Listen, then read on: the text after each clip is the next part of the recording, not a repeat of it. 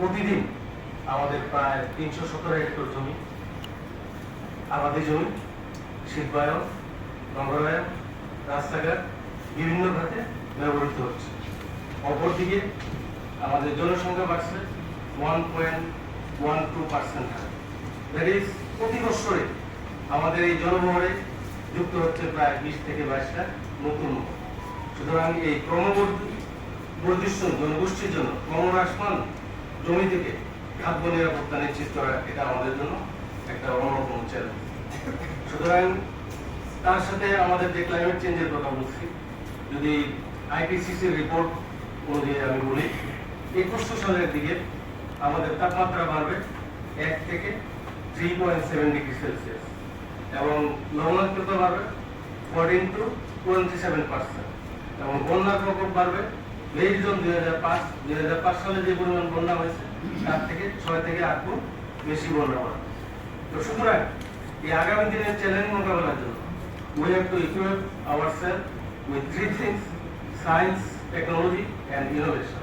সুতরাং এই তিনটা বিষয়ের প্রতি আমাদেরকে গুরুত্ব দিতে হবে। আমরা যদি একটু গ্লোবাল সিনারিও দেখি, পুষ্টি নিরাপত্তার কথা যদি বলি, গ্লোবালি এট প্রেজেন্ট 821 মিলিয়ন জনগণ তাদের পর্যাপ্ত পরিমাণে জরুরি পাচ্ছে না। প্রায় 2 বিলিয়ন জনগণ ভিটামিন এবং মিনারেলের অভাবে ভুগছে। আর আমরা যদি আমাদের বাংলাদেশের অবস্থান দেখি, according to global hunger index report 2024, আমাদের দেশে প্রায় 12% লোক এখনো অপুষ্টিতে ভুগছে, প্রায় 24% স্ট্যান্ডার্ড অবস্থায় আছে। তো সুতরাং সেই ক্ষেত্রে আমাদেরকে যথেষ্ট গুরুত্ব সহকারে কাজ করতে হবে পুষ্টি নিরাপত্তার জন্য। তারপরে আমাদের আরো সুযোগ আছে, যেটা যে আমাদের কৃষিতে এখনো কোয়ালিটি সিডের যথেষ্ট অভাব রয়েছে। আমরা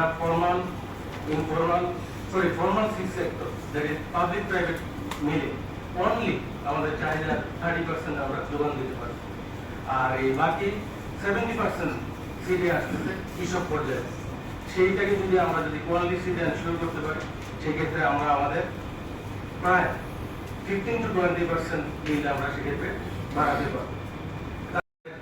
গ্লোবালি ইনসেক্ট ডিজিজের জন্য প্রায় টোটাল 40% তার প্রোডাকশন লস হচ্ছে। সেই ক্ষেত্রেও কিন্তু আমাদের কাজ করতে হবে।